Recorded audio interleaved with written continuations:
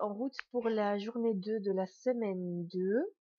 Petit rappel comme d'habitude, je ne suis pas une magicienne et je ne fournis pas de médicaments, donc ceci n'en est pas un. Veuillez continuer tout traitement en cours, surtout si un médecin a posé un diagnostic à votre sujet à un moment donné de votre vie. Voilà, pour les obligations, c'est déjà terminé. Alors, je vous avais promis 2 vidéos supplémentaires. En fait, je me dis que c'est beaucoup plus simple d'intégrer le contenu à cette vidéo-ci. Donc, qu'est-ce qu'un tableau de vision? Eh bien, c'est un support que vous allez créer vous-même afin de diriger votre but, de diriger vos intentions vers un souhait à réaliser. Donc, par exemple, vous prenez des magazines. Si le but de ce coaching c'est d'avoir une santé parfaite, vous découpez dans ces magazines tout ce qui est en rapport avec une santé parfaite.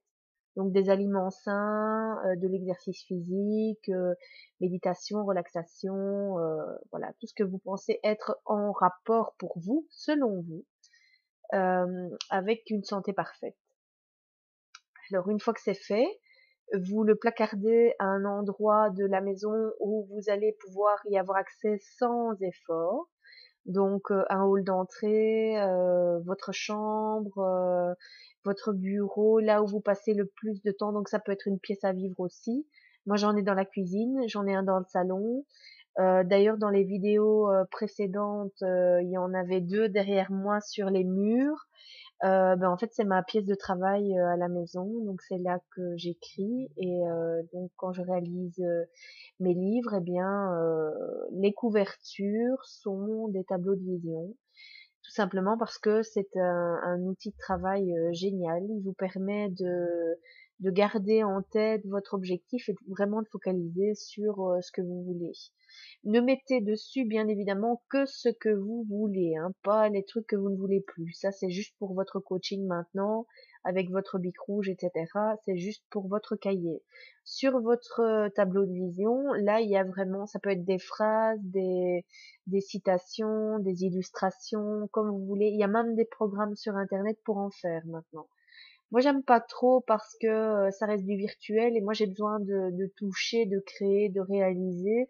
Puis vous partez de rien, vous partez d'un carton. Moi, je fais ça sur des cartons et puis je viens coller mes trucs et puis ça donne une affichette et puis finalement, ça fait une couverture de bouquin.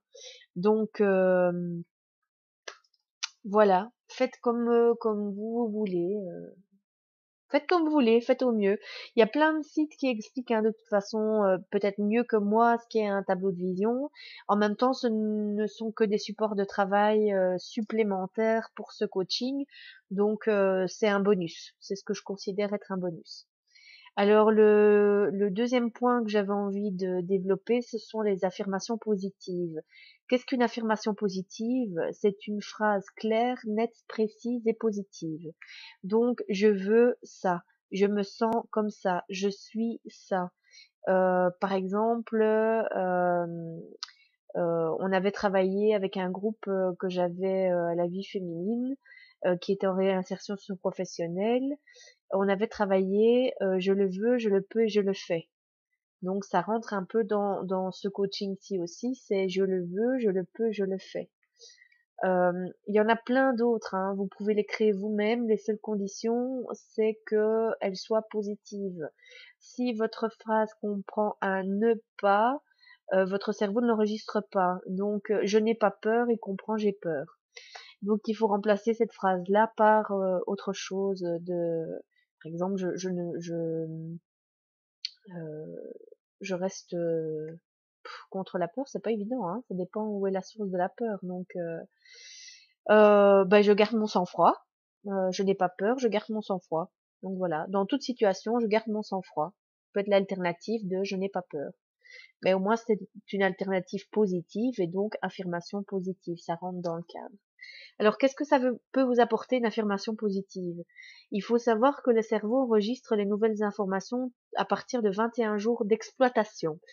C'est-à-dire que si vous travaillez votre affirmation positive le plus régulièrement possible, moi je conseille 3 fois par jour, comme un médicament finalement, même si ce coaching n'en est pas un. Matin, midi, soir ou à la demande, hein, quand vous avez un petit doute, une remise en question, une peur, une crainte, une angoisse qui fait surface, vous travaillez pardon votre affirmation positive et voilà. Je me souviens que qu'une de mes collaboratrices avait travaillé donc cette fameuse phrase je le veux, je le peux et je le fais en taillant ses rosiers dans son jardin et donc à chaque coup de sécateur, elle disait je le veux, je le peux, je le fais, clac.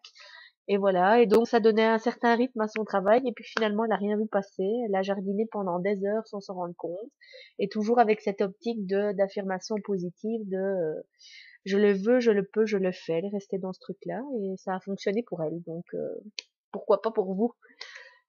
Moi j'ai personnellement travaillé, malgré mes peurs et mes doutes, j'affirme que je vais réussir haut la main, c'était pour une épreuve, donc tel jour, toutes les épreuves. Et j'avais 4 jours pour changer d'état d'esprit parce que j'étais partie un peu perdante dans cette aventure et finalement j'ai fini première de la sélection. Donc comme quoi, il faut juste savoir quel est votre but, quelle est votre motivation, créer votre affirmation positive en fonction de ça et puis hop, vous y allez. Vous passez à l'action en l'appliquant. Si vous êtes en rupture de stock d'affirmations positives, sachez que sur Facebook, j'ai créé un groupe qui s'appelle Affirmations positives avec des illustrations à chaque fois pour les affirmations que j'ai proposées. Donc j'en faisais une à peu près toutes les semaines à travailler. Sachez que ici j'en propose une par semaine aussi. Vous prenez ou vous prenez pas, ça je vous l'ai dit, mais vous devez la travailler pendant 21 jours. C'est-à-dire que l'affirmation positive que je vous ai proposée dans le mail sera à travailler pendant 21 jours. Si vous créez la vôtre, même chose. À partir du moment où vous commencez, c'est 21 jours de travail. Sans quoi vous n'aurez pas de résultat parce que ça ne sera pas devenu une vérité pour votre inconscient. Les affirmations positives travaillent principalement sur l'inconscient. Donc même si vous avez l'impression que consciemment ça ne vous fait rien et ça ne sert à rien, c'est là que vous vous trompez. Donc continuez à travailler ça de manière optimiste, positive et croyant en ce que vous faites, vous aurez beaucoup plus de résultats que si vous vous mettez à douter. Et ça c'est valable pour tout, hein, de toute façon à partir du moment où vous doutez, ça sabote tout ce que vous avez mis en route jusqu'à présent. Donc moyen. Passons donc au contenu du jour. Souvenez-vous, la semaine dernière, jour 2, c'était décrivez-moi votre quotidien au travail. Donc une journée type de boulot. Eh bien, ici, vous reprenez ce thème-là. Donc, par rapport à ce que vous aviez noté la semaine dernière, que voulez-vous garder, que voulez-vous supprimer? Donc, je garde l'endroit où je travaille parce qu'il y a une super ambiance, mais par contre, je veux supprimer les stress parce que ça me bouffe. Je trouve que ça fait 50 ans que je suis à ce même endroit. J'ai des compétences qui ne sont pas mises en avant, donc je me sens un peu oubliée. Je vais me mettre en route pour chercher un nouveau job. Donc, ce que vous voulez, c'est quoi? C'est faire valoir vos compétences, mais au job actuel, c'est plus possible. Donc, ça veut dire que si vous choisissez cette option-là, dans la semaine 3, ce sera quelles sont vos options pour passer à l'action. Il y a encore une solution intermédiaire, c'est d'aller voir votre patron, lui expliquer que certaines de vos compétences ne sont pas valorisées, que vous vous sentez un peu inutile, etc. Et voyez ce qu'il vous propose. Ça peut être une solution intermédiaire avant de quitter votre emploi ou de changer de secteur carrément. Donc là, ce sera à vous de voir, mais là, ce sera encore, vous avez encore une semaine pour ça. Cette semaine, décidez uniquement de ce que vous gardez et ce que vous jetez. Je peux pas le faire à votre place. J'ai pas dit que ça serait simple non plus. Si c'est dans une relation amoureuse qui est un peu chaotique, est-ce que vous continuez comme ça ou est-ce que vous décidez de mettre les pieds dans le plat pour améliorer la situation? Donc c'est je reste ou je pars. Si vous décidez de partir dans la semaine 3, ce sera comment je m'y prends pour partir. Et si vous décidez de rester dans la semaine 3, ce sera qu'est-ce que je peux faire pour améliorer mon quotidien avec mon chéri, ma chérie, mon concubin, ma concubine. Voilà.